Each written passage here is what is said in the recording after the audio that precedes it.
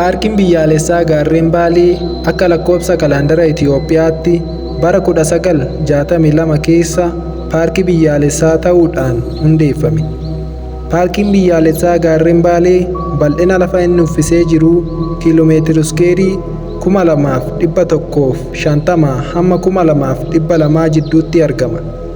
Paarkiin gaarreen Baalee aanaalee 6 ta'aniin kan waldaangessee argamudha. Kallattii lixaatiin Arsii aanaa Adaabbatiin waldaangessee argama. Baalee keessaa kallattii kaabatiin aanaa Diinshootiin waldaangessa.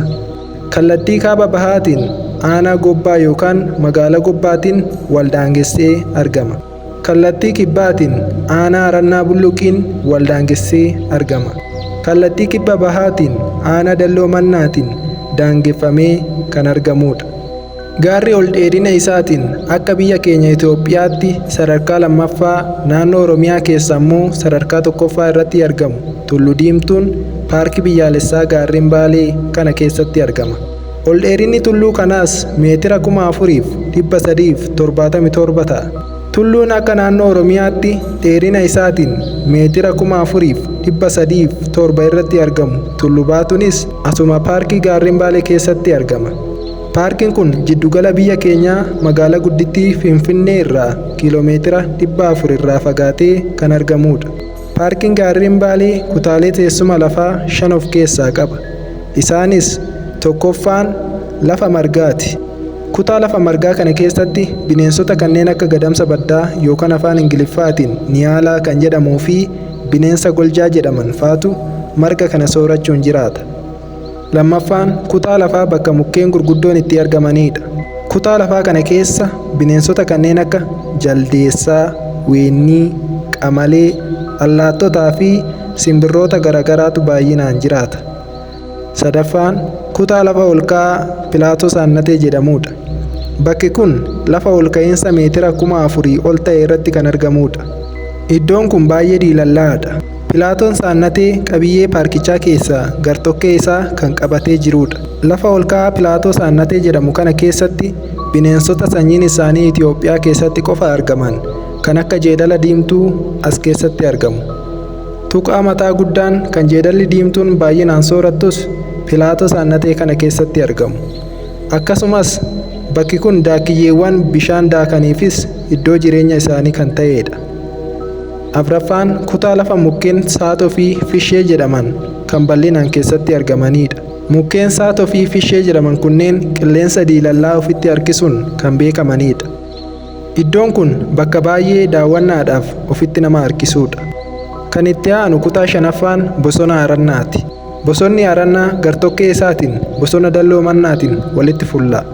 Bosonni Arannaa akka biyya keenya Itoophiyaatti bosona Yaayyoo kan godina Illuu Abbaa Booraa keessatti argamutti aanee sadarkaa lammaffaa irratti kan argamudha.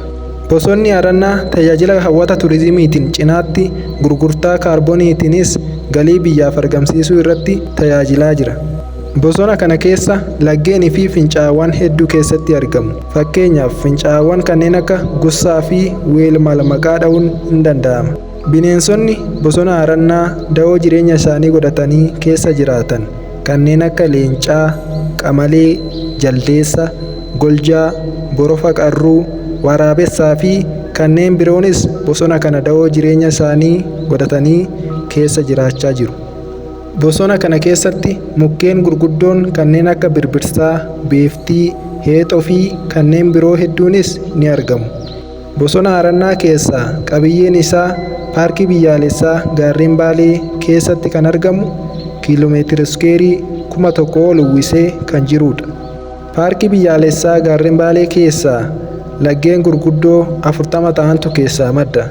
Isaan keessaa muraasni isaanii kanneen akka laga Waabee Shabalee, laga Gannaalee, laga Weelmaal, laga Duumaal, laga Yaadotii fi kanneen biroos achi keessaa madduudhaan hanga daangaa biyyoota ollaa Itoophiyaatti deemuudhaan namoota miliyoona 30 ta'aniif tajaajila kennaa jiru.